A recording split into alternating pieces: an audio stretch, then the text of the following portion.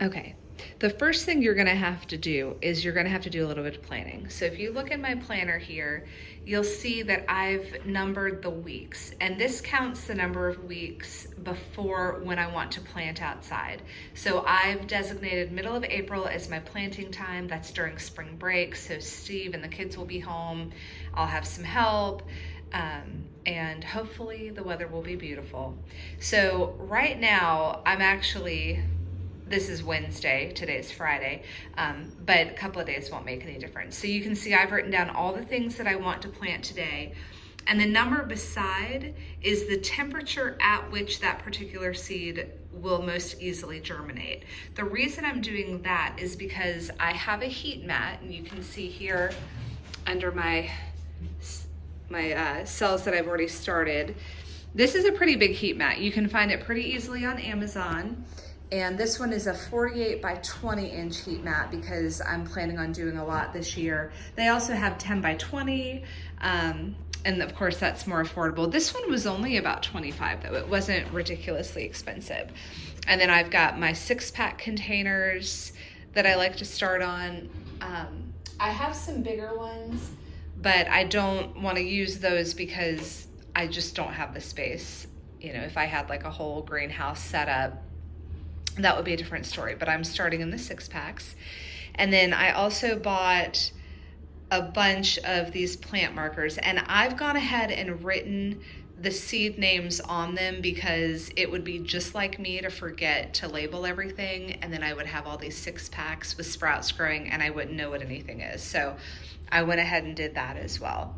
And then I bought a good seed starting mix. And you can see in here, the one that I bought is called Black Gold, and it's just peat moss and perlite. And perlite it's those little white bits that look like little styrofoam balls, but it's actually a naturally occurring mineral. It's volcanic glass in some form or another, and it makes your seed mix or soil, if you mix it in soil, it makes it super light. And in this case, the peat moss and the perlite are just so light and airy. And so when your seeds sprout, the roots have a really easy time growing and establishing in that mix. You don't really want to use potting soil for this because it's heavier. You can, and you can be successful, but this is a really difficult process. It's challenging to get right. So I want to start off with every advantage that I can. So I use that good seed starting soil-free mix instead of potting soil. The other thing I'll mention is try to refrain from using Miracle-Gro.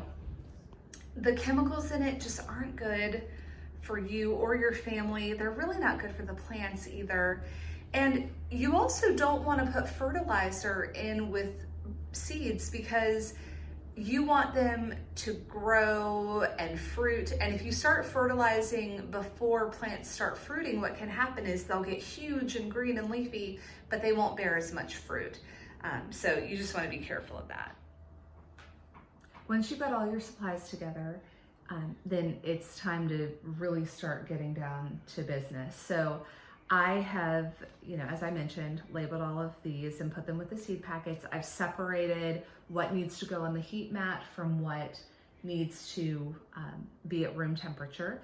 The temperature in my dining room is about 66 degrees. I've moved one of the baby monitors in here. We don't really need them for the kids anymore at their age. So I brought it in here, and it has a built-in thermometer so I can look on the video screen and see what the temperature is and know that I'm at a good germination temperature for the cooler things. I also have a couple, I realized this today, I've got some butterfly weed and Joe Pye weed, which of course both of those are for the butterflies.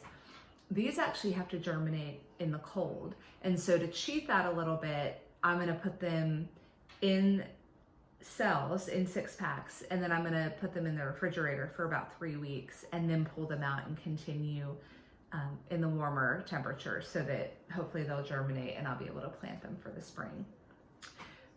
Okay, so you saw that I've already filled up my containers with the soil, and I leave some room because it's at one point I'll probably want to come through and put some really gentle, good fertilizer on them. My favorite one is worm castings or worm poop.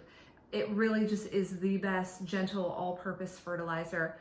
2 years ago, I was starting seeds, and you'll see my light system in a few days, hopefully, as things start to sprout. We don't need light until things start sprouting, but I have a much better setup this year, hopefully. 2 years ago, I was just stacking boxes to get my plants right underneath the fluorescent light in the garage. It was a mess. I mean, it worked, but it was scary. And one of my 6-packs fell onto the floor from there, and things were spilled out all over. My little sprouts were just on their sides on the floor. Yes. Can I have one tiny piece of candy? Yes. And crackers. Yes, go get it. I'll get you some more crackers in a minute, okay? I'm not done with my crackers yet. Okay, good. And I scooped up these little poor seedlings, put them back in the soil, and I put some worm castings on top, and they grew into the most beautiful plants. So I'm a firm believer in worm castings. And you can buy those online as well. I buy mine off of Amazon. I have worm bins. I made one attempt at them, and the garage got too hot and all my worms died. So once we get the temperature stable in the garage, I'm gonna buy some more worms and start that again so that I can have my own worm castings without having to buy them. But I filled them up, left some room, and then I put them on old cookie sheets. I have 2 that are just so old and gross that I cannot put food on them anymore. So now they get used for seed starting. And then I have a couple that I bought at the dollar store. And initially I bought them for the kids to use for some magnetic toys that they had, but they didn't really use them. So I took them, and now I use them for my seeds as well. And I put some on the heat mat, of course, some off, and got hot water out of the faucet and poured it into the trays. You want to water from the bottom as much as possible.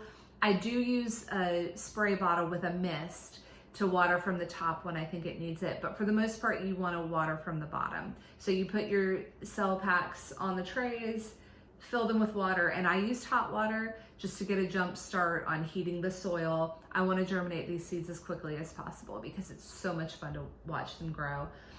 So I used hot water to get that soil warm from the get-go. And then you just have to walk away and let the water soak into the seed starting mix. And it's been a while now, and I still have water sitting on the trays, so I'm gonna dump that out. And then a little bit later, I'm gonna get started on my seeds. Steve will be home any minute, so I'm gonna take a break and start my seeds in a little bit. So I'll see you then. Okay, so we did our yellow tomatoes, so we're gonna do our sweetie cherry tomatoes next.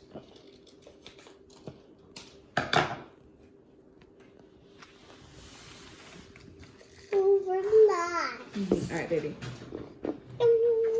Same thing as before, but you're gonna put it right here in the middle of this one. Tomato seeds only need to be planted 1/4 of an inch. So I'm just gonna shake up a tiny bit of soil with my pencil, let her drop them in the middle, and then just ever so lightly cover them again. Perfect, baby. Okay, next. Why are you making holes with the pencil? Because they're not supposed to be right on top of the soil. They're supposed to be underneath a little bit. Good job, baby. All right, one more. Right in the middle. There, baby. One.